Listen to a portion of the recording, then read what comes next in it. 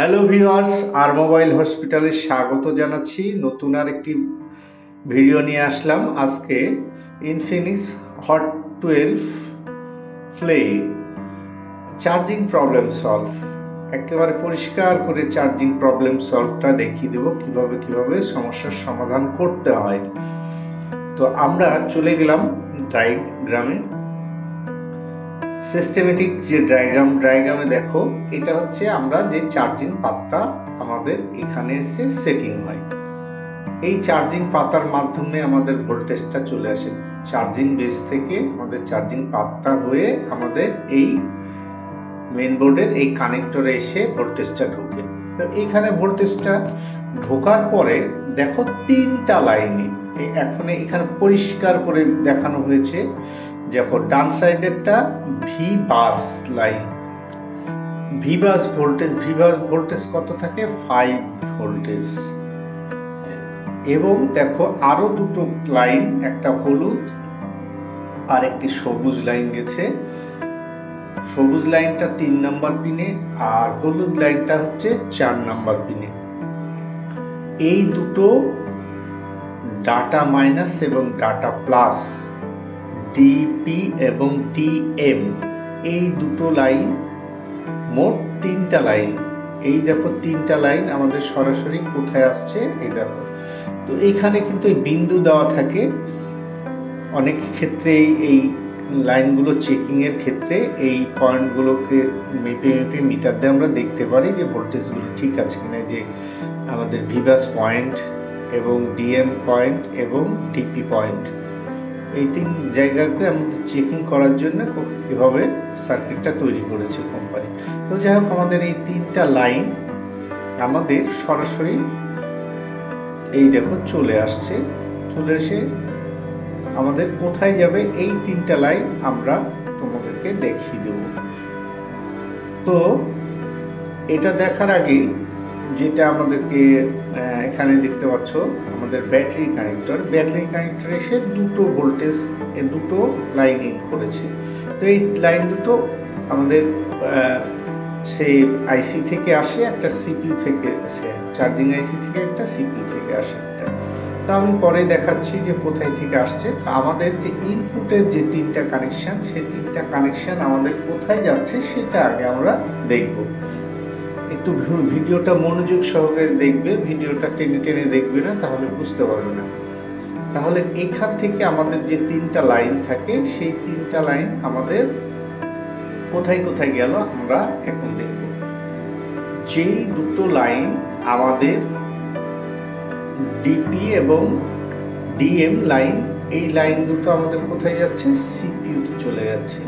এই যে দেখতে পাচ্ছ এখানে এই লাইন দুটো এইখানে এসে আমাদের এই যে সিপিইউ তে ইন করেছে, ডিপি এবং ডিএম লাইনটা সিপিইউ তে ইন করেছে।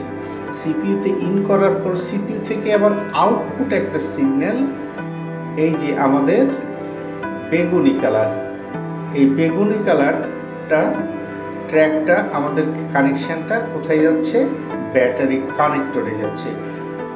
ব্যাটারি আইডি, এই ট্র্যাকটাকে কি বলা হয়, BAT, ব্যাট আইডি, মানে ব্যাটারির আইডি, মানে ইন্ডিকেট করে যে আমরা বিএসআই লাইনটাকে বলি, সেই লাইনটা হচ্ছে এটা। ব্যাটারি যে সিগন্যালটা, সেই সিগন্যালটা ইন্ডিকেট করছে এই লাইনটাতে। তো এই যে আমাদের বেগুনি কালার যে ট্র্যাকটা, এই ট্র্যাকটা চলে যাচ্ছে আমাদের বিএসআই লাইনে।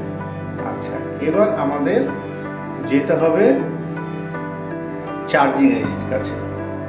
তো চার্জিং আইসি, এই যে দেখতে পাচ্ছ চার্জিং আইসি, এই চার্জিং আইসি আমাদের ইনপুট বাম সাইডের থেকে যে ইনপুট ঢুকছে সেটা হচ্ছে ভি বাস লাইনটা আমাদের ইনপুট হচ্ছে, আর আমাদের ভি ব্যান্ড আউটপুট হচ্ছে।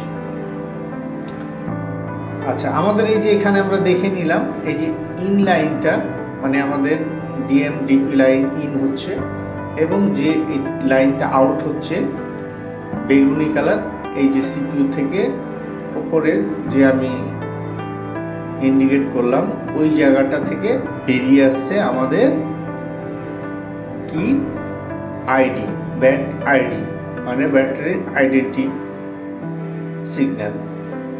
তো যাই হোক, এটা ক্লিয়ার এখানে বুঝাইতে পারলাম। এখন এই চার্জিং আইসির বিষয়টা আমাদেরকে আর একটু ক্লিয়ার করতে হবে। এই যে চার্জিং আইসিটা একটু ভালো করে লক্ষ্য করবে, বাম সাইডে যে চার্জিং আইসিটা সেটা আমাদেরকে একটু পরিষ্কার করে আমি দেখাবো। একটু এটাকে জুম করে আরো পরিষ্কার করে দেখালে ক্লিয়ার তোমরা বুঝতে পারবে যে এটা কোথায় থেকে কিভাবে লাইনটা যাচ্ছে আমাদের। তো আমরা নিশ্চয়ই বুঝাতে পেরেছি যে সিপিইউ থেকে কোন লাইনটা যাচ্ছে। তো সিপিইউটা ক্লিয়ার হয়ে গেল। এখন আমাদের বাকি থাকলো এটা হচ্ছে ভিব্যাট, মানে ভিবাস লাইন থেকে ভিব্যাট সিগন্যাল কিভাবে বেরোচ্ছে। তো এই যে প্রথমত যে লাইনটা আমাদের আইসি ইনপুট থেকে আউটপুট হলো, মানে ইনপুট লাইনটা হচ্ছে ভিবাস, আর যেটা চার্জিং আইসি থেকে আউটপুট হচ্ছে সেটা হচ্ছে ভিব্যাট সিগন্যাল। তো ওই যে ভোল্টেজটা, ওই ভোল্টেজটা চলে আসছে আমাদের ব্যাটারি কানেক্টরের পজিটিভ লাইনে। ব্যাটারি পজিটিভ লাইনে চলে আসছে কি ভিব্যাট, আর ব্যাট আইডি আসছে আমাদের ব্যাটারি কানেক্টরের বিএসআই পয়েন্টে। তো এইভাবেই আমাদের এই প্রত্যেকটা কানেকশন, প্রত্যেকটা ট্র্যাক যদি আমরা একটু একটু করে মেপে আমরা দেখতে পারি এবং সহজেই আমাদের এই সমস্যাটা সমাধান করতে পারবো।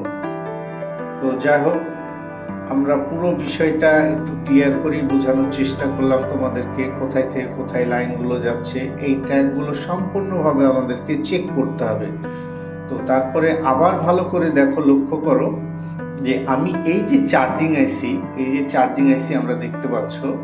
তো চার্জিং আইসি দেখো বাম পাশে যে এই যে লাইনটা যে ঢুকছে, তো এইখানে দেখো যে বাম্পারে 2 নম্বর বল থেকে ঢুকে এবং ডান পাশে 2 নম্বর বল হয়ে আউট হচ্ছে।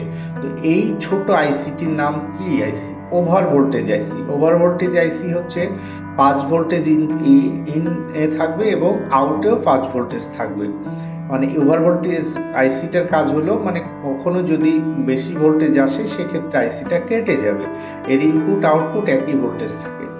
আচ্ছা, এখান থেকে আউটপুট হওয়ার পরে এই যে ক্যাপাসিটর গুলো মাধ্যম হয়ে দেখো চার্জিং আইসিতে ঢুকছে, ইনপুট হচ্ছে। চার্জিং আইসিতে ঢোকার পর চার্জিং আইসির আউটপুট দিয়ে ভিব্যাট ভোল্টেজ হয়ে যাচ্ছে। সেই ভিব্যাট আউটপুটটা কত যায়? 3.7 থেকে 4.2 ভোল্টেজ। আর এখানে যে হলুদ লাইনটা দেখানো হয়েছে, হলুদ লাইনটা কিন্তু এটা তোমার ভিপিএইচ পাওয়ার। তো যাই হোক, ইনপুট আউটপুটটা ভালো করে চেক টেক করে আমাদেরকে এই কাজটি করতে হবে। তো যাই হোক, ভিডিওটি ভালো লাগলে একটু চ্যানেলটি সাবস্ক্রাইব করে দেবে। সবাইকে অসংখ্য ধন্যবাদ জানিয়ে শেষ করছি।